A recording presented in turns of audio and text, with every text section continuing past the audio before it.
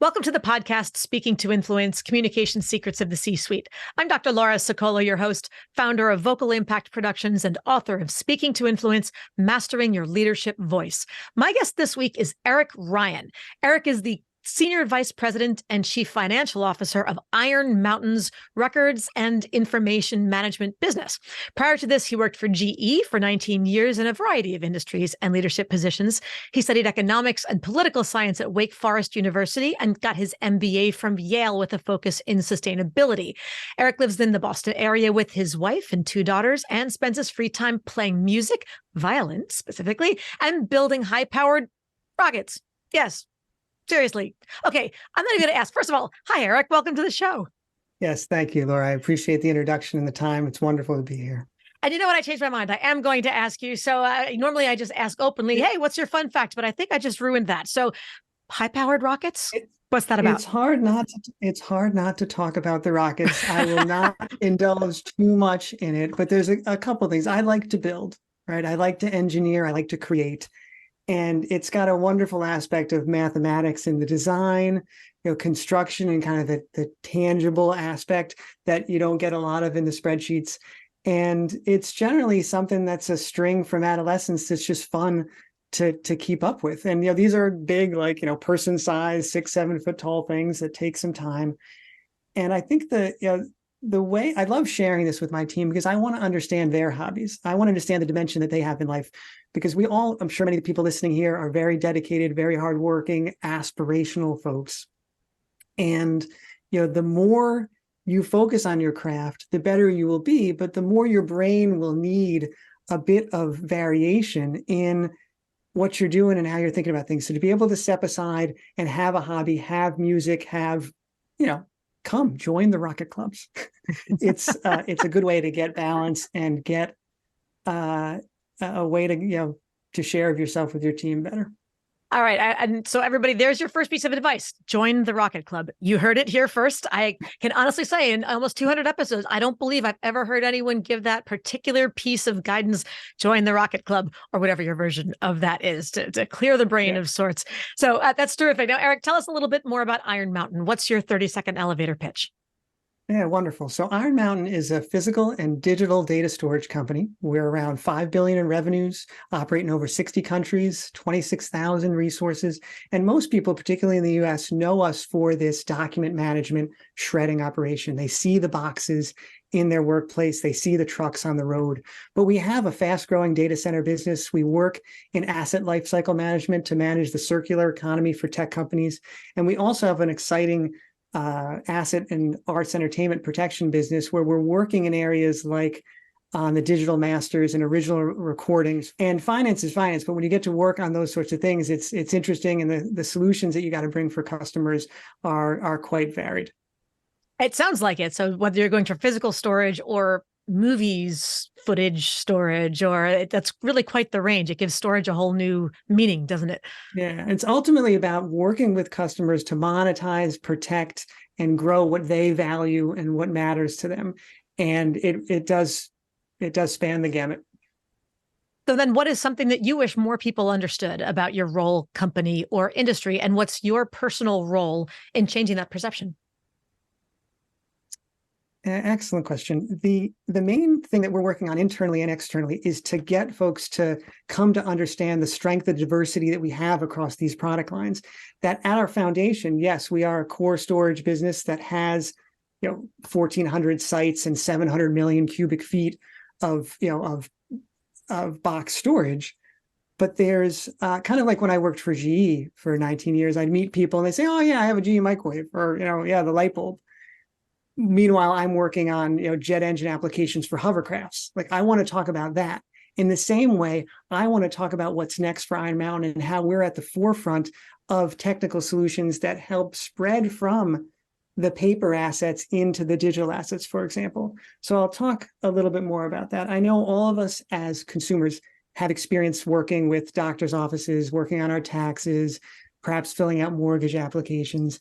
10, 15 years ago, there was tons of paper. I remember being, at the lawyer's office trying to close on my first house with stacks of bank statements, things wrapped in rubber bands. And what we see now is you're uploading documents, or even better, you're just creating a link between two enterprises to share that information for you. And what Iron Mountain does is we create the workflows, and in large part, we work on the AI and machine learning aspects of this so that when your information is received on the other side for the customer, the computer knows what to do with it. It knows how to take that bank statement, take that application form, read your handwriting, understand what data elements to build into the underwriting process for this mortgage.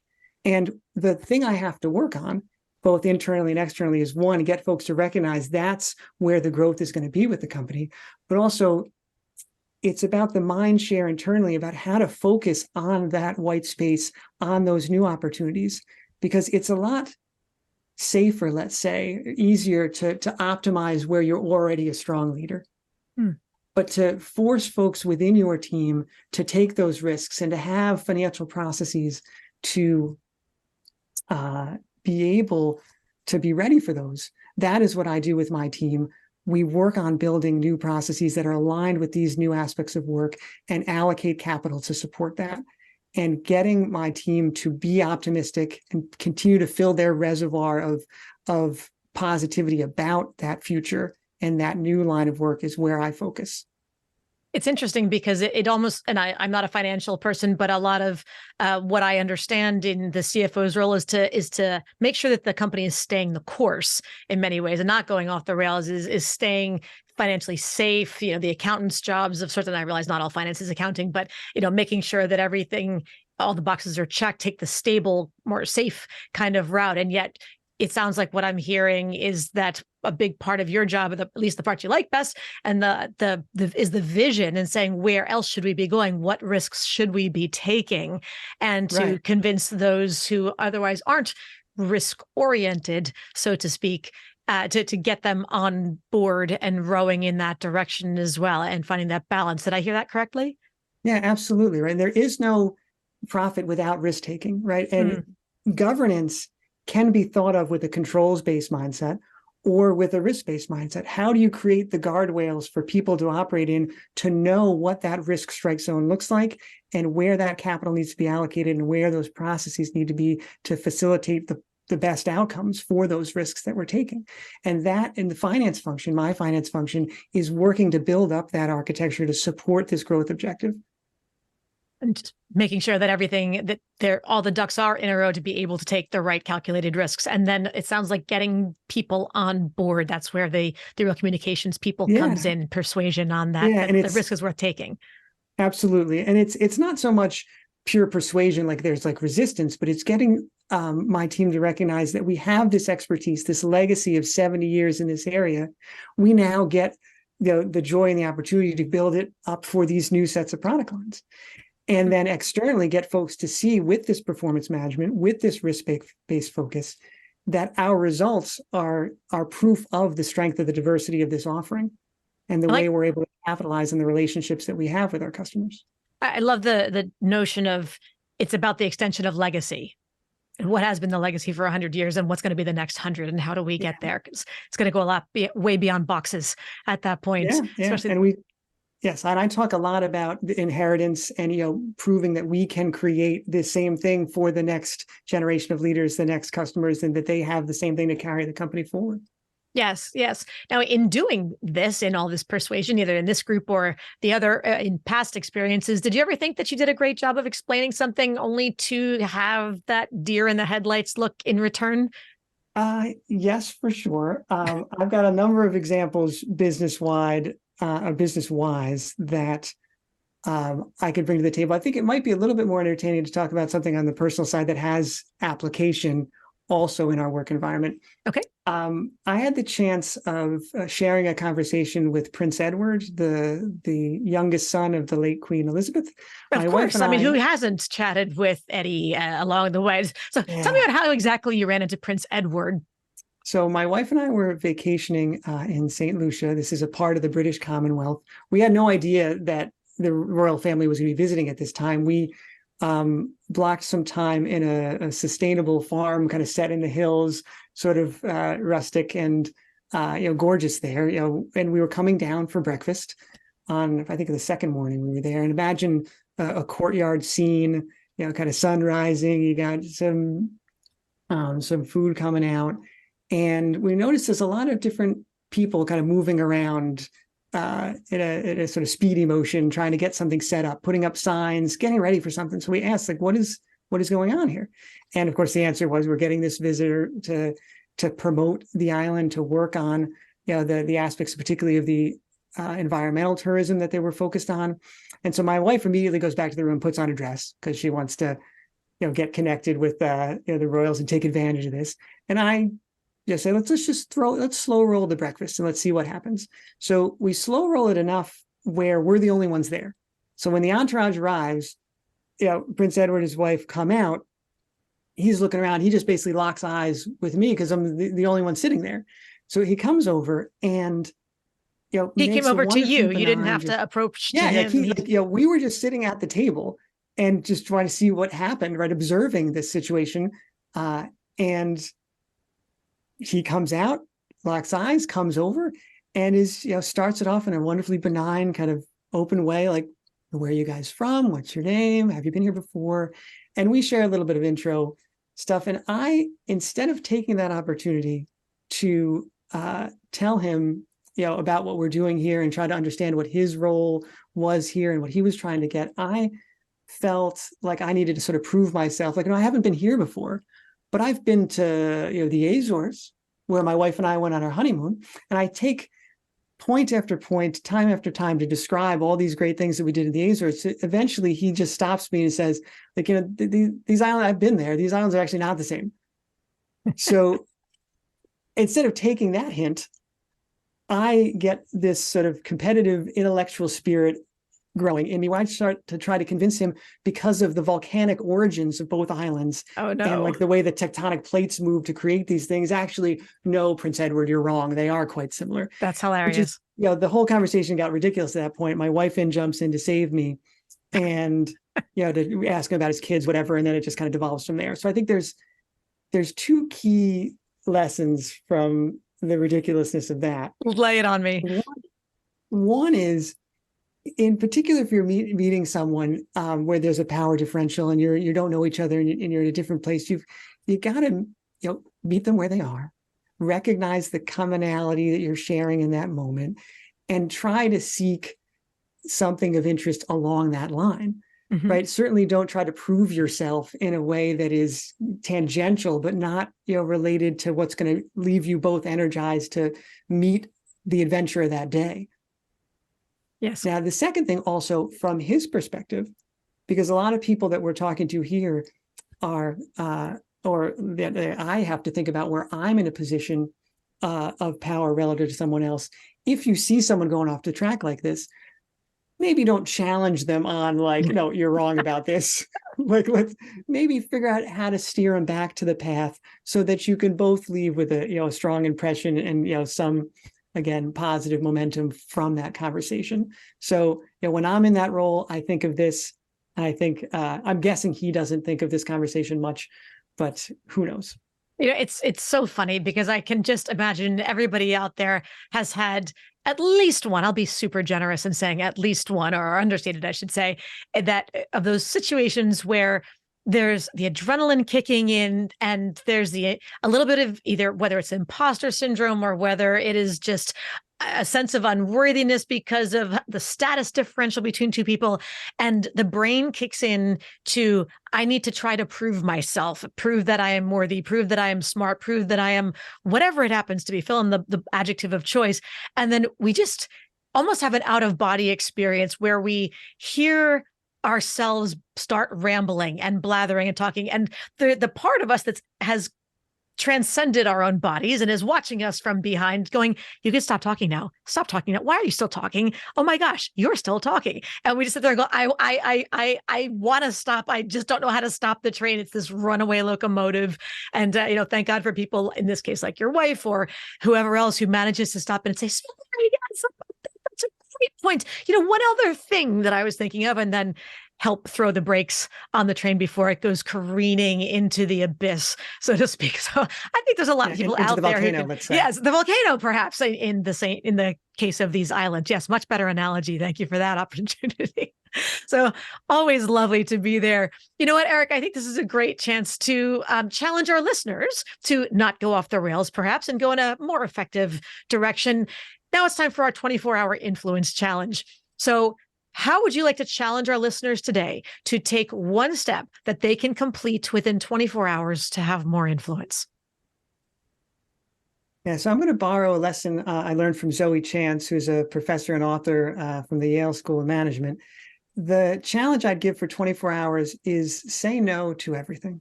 Ooh. Whatever request comes, whatever new thing, personal, career-wise within your job, say no. Just say no. And Borrowing from I the think Nancy Reagan playbook. that's right. I think there's a couple benefits of this. One, you'll get to see how that plays out with your audience, with yourself. How do you feel about declining particular things? Where does it make you understand what you value, what you don't? Yes. To the extent that it creates space, what are you going to do with that space? How do you think about then the priorities you can fill with your own ambition and autonomy to use what you have for the rest of the day for the week to come because you did not commit, or in some cases you did not overcommit? And I think that's the other thing that we've got to, or that I realize that I see from my teams, that everyone is so sort of eager to be, perceived as ambitious and motivated that it's yes, yes, yes. And it dilutes the impact, and you have too many priorities where you can't get the focus, get the drive down to conclusion in the area that you really want to work. So this 24-hour thing is not going to solve that complete problem, but it's going to start to build in the practice and the habit of how do you politely decline? How do you use no to potentially redirect a conversation and come up with a unique solution that solves the same problem, but maybe in a different way? So that's my challenge to audiences. And again, thank you to Zoe for instilling that in me. There are about 14 different thoughts that just came into my head. And on the one hand, I can imagine that about half of the audience went, oh, that would be great. Good. I'm just going to blame Erik. Okay, Erik said I have to say no. So sorry, can't help you today. And the other half is going, I can't do that. How could I say no? And the people pleaser nature, it's part of the human condition, I think, to not want to say no, to not want to hurt somebody's feelings, to not want to disappoint people, to want to help people, to want to be the nice guy, to want to be likable, all of those kinds of things. There is a point at which we need to say no, which is, mind you, a really important point of distinction. I think you said two of them. Number one is when you have too many priorities, nothing gets done. And there's another adage that when you have too many priorities, you have no priorities. And did you know that here's my little, okay, remember everybody, I'm a linguist. So I'm going to geek out on you for 2 seconds here. The word priority was only single until I believe it was the late 1800s, which was the first time that, and I may be off by a few decades here or there, but it was never a pluralizable noun. You had a priority. That's what it was. And now we have our priorities, at which case that almost is antithetical to the meaning of the word itself. So, okay, off of my etymological soapbox here, but back to the point that it's not just about saying no. You said it's a good opportunity to practice how to politely decline and so it's not just about nope, close the door, you're done. A, politely decline, and B, perhaps creatively and collaboratively problem solve, offering alternative solutions. What are other ways that this person could have that need met? And I think one thing that you had mentioned to me earlier as well was that it may not be literally everything. Look, the CEO turns to you and says, I need you to do this for the group or to be ready to present to the board next week on something. Probably not something you're going to say no on, but watch that slippery slope of how many things you're going to say, well, this is an exception to the rule. Because again, that just is an excuse to go back. And when everything is an exception, it's not really a rule. So let me bring this back to you now that I've given my 14 different interpretations. A, you took this, you borrowed this from a Yale professor. Did you follow the advice yourself? Well, yeah, you can actually do it. You could do it for a longer period of time. It's usually done with the classes for a month. Oh my gosh. Wow. Maybe it's not no to everything, right? If your partner of many years asks you to marry them at that point, maybe. That might be a good point to say yes. Yeah. If you've been waiting for that one. Yes, I find I sometimes lean more into the yes, but, which is not the same, right? You have to, you got to stick with the no, figure out how it helps you find, that space and like you said, creates more discussion around options. But yeah, it absolutely does create a good habit. So the first time that this challenge was levied to you and you accepted it, what was it like that first day? Oh, well, I didn't succeed. There's such a there's such a desire, to be the helper. Like, I'm still ingrained with my stepfather's advice going into day one of work. Like, you're there to show what you can do, say yes to everything. Right. And that was, and I'm not saying everyone has received that advice, but that's the advice I received. Always be open to branch out, be limitless, and be limited only by your own ambition to cover the scope that you think you can handle. And that's going to lead you to dilute yourself, and it's going to lead you to burn yourself out. And it's going to set example for teams that doesn't enable prioritization. Right. And I'm curious so the first time that you did start to shift and start to say no to things, how did you do it and how did it feel? Well, the thing that struck me most about the advice was to learn that no is a complete sentence. Ooh, interesting. Talk more about that. So I personally love to rationalize, expound, give people an understanding of my intention and why I'm doing something.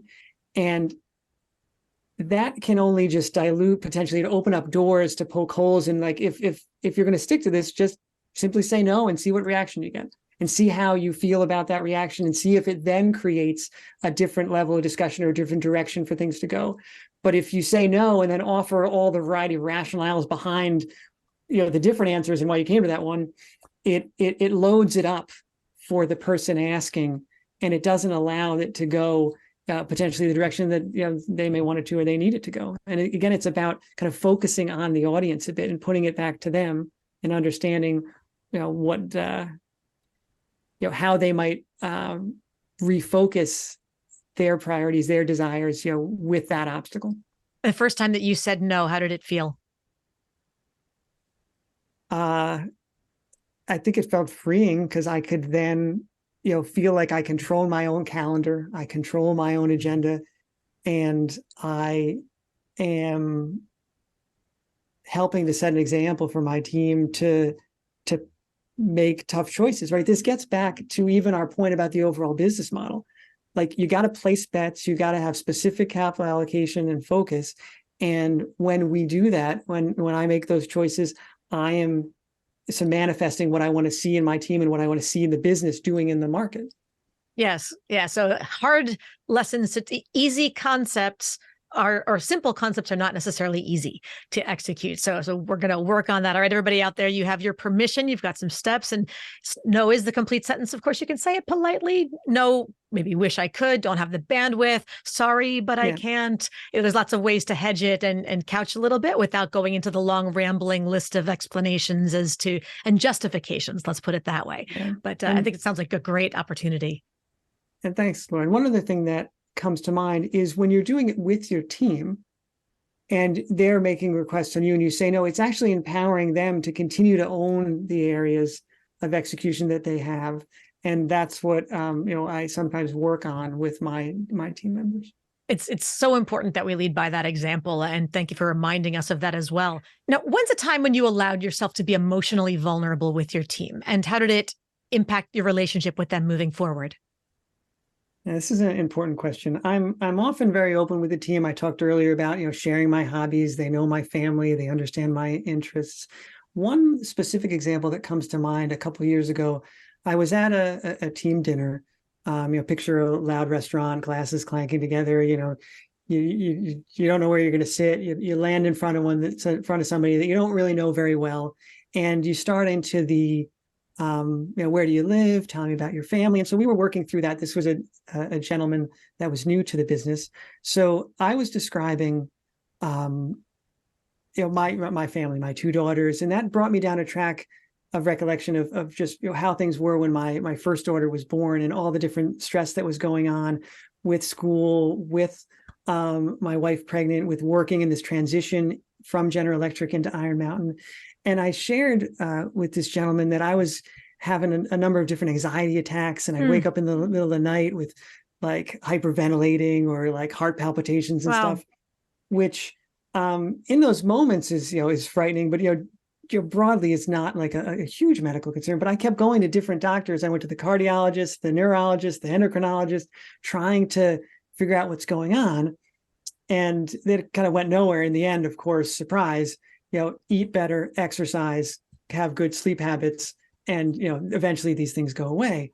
That was the advice from the doctor that you got. No, that was like, the doctors didn't know what the heck was going on, and they were just passing me around from different specialist to specialist. And I just stepped back and realized, like, wait a second, like, of course, there's all these things going on in my life. If I exercise more, eat better, go to sleep at the same time every night, this will eventually kind of work itself out. It did.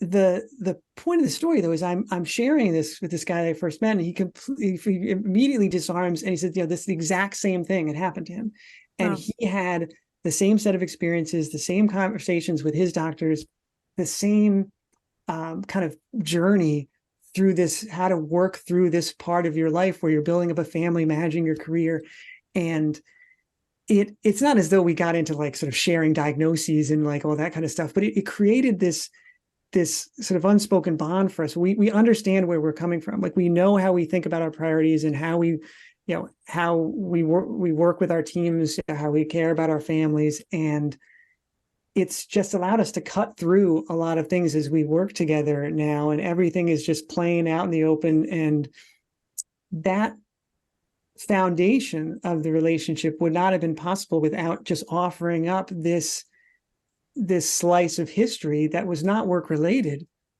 but was met with a common point on his side.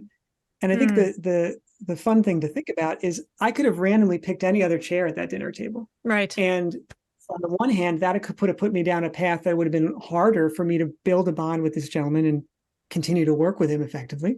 Yeah. But I also, on the positive side, if I'm just as open, just as confident in the vulnerabilities and experiences that I have, if I open up on other things with other counterparts of the table, they would likely produce the same kind of results, just for different reasons.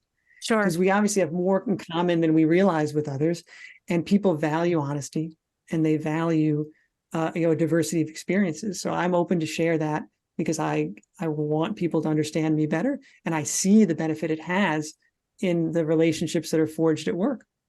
I give you a lot of credit for having the courage to share those kinds of stories with somebody. And, of course, we're not advocating that people just do a data dump and, open the closet and share all the personal family laundry and whatever else. But sometimes there is a time and a place to make that connection when you just feel like it's the right moment to connect. And clearly this really bore fruit. So it's encouraging for people who might want to share something a little bit scary like that, but not know how. So that's amazing. And you've been connected ever since. Yes.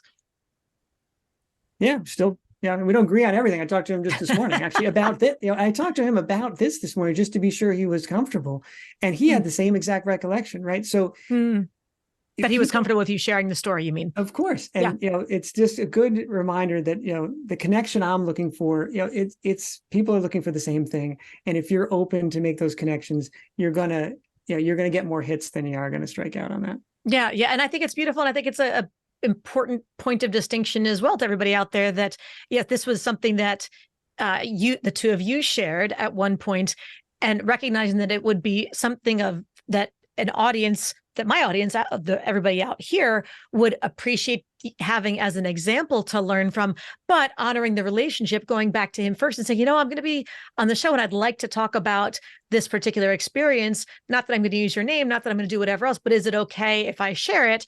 And just for him to be able to then, and that's a testament to him, to say yes, because he agrees that it's important that more people hear about these kinds of examples. So whoever he is, thank him. Thank you very much for opening up that little anecdote and that experience together. I think it empowers a lot of people. Now, what about a time when you needed to inspire somebody else? How did that go? Yeah, excellent question. So I think in the finance function, particularly in public companies, teams are confronted with a need each quarter, each year, to kind of reinvigorate themselves onto the next challenge. And what I find is there are members of my team and the team broadly that value this kind of predictability, this set recurring nature of the cadence, and find some stability in that. And then there are others who enter into the new quarter, the new year, thinking this is the hardest it's ever been. This is the biggest challenge we ever have. We can't do it. We can't do it. We can't do it. It's just after all these quarters in a row, here's just another. It's going to be, this is the last one. And what I find is inspirational, and the message I try to bring to my teams, and there's an important distinction here where you have to be leading for performance versus leading for inspiration. Where I'm trying to lead for inspiration here is holding the mirror up to the team and showing, yes, each quarter is hard and they've built upon one another. But that set of data, that set of history is exactly what we can use to kind of ignite the motivation that we have today, because we've done this before. The business model we have creates these new opportunities. It's not like we're working from the same set of facts 3 years ago.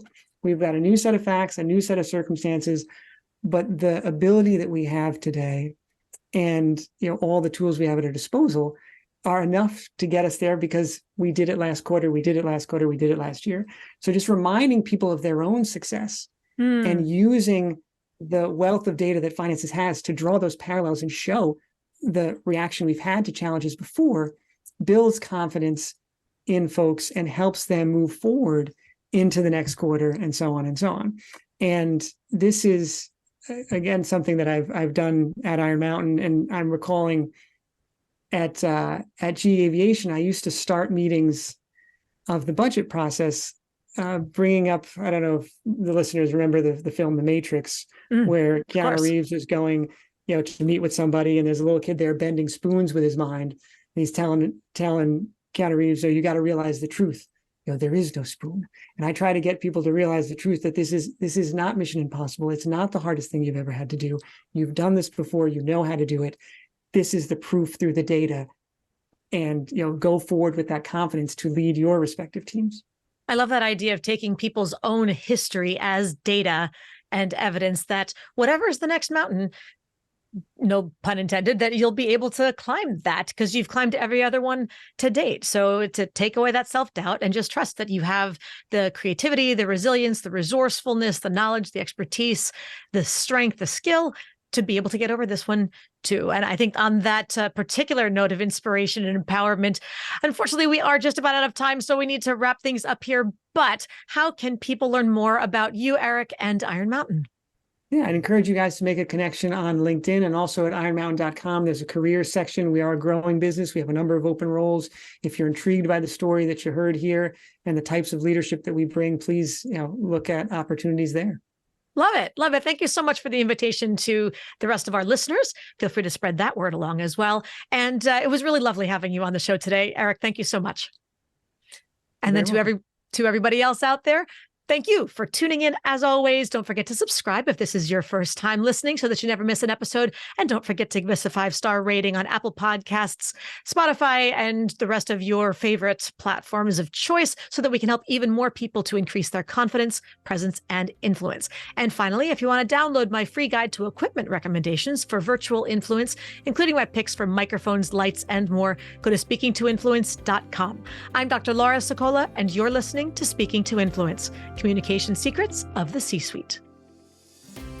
Hi, everyone. This is Dr. Laura Sicola, and I want to sincerely thank you for listening to the Speaking to Influence podcast. If you love listening to these episodes as much as I love bringing them to you, be sure to subscribe so you never miss an episode. And please go to iTunes right now to rate and review our podcast in order to help us expand our reach so even more people can master the 3 C's to command the room, connect with the audience, and close the deal. Thanks for listening to Speaking to Influence, Communication Secrets of the C-Suite, the show for leaders who want to speak with impact. The hosts, producers, owners, and media distributors of the show make no guarantees that the strategies and information discussed will result in profit or other success and may result in losses. The opinions and statements of the hosts and guests do not necessarily reflect the opinions of the owners, staff, managers, broadcasters, or sponsors of the show. No medical or psychological therapy or personal or professional wellness or relationship advice is offered in the show. You are advised to seek counsel on matters related to your health, family, relationships, job, or other business and legal matters from licensed advisors in those areas prior to making any changes in business or lifestyle. No information provided may be suitable in your situation. As always, take responsibility for the decisions and actions you take, including the reactions they may make in your work, family, health, and life.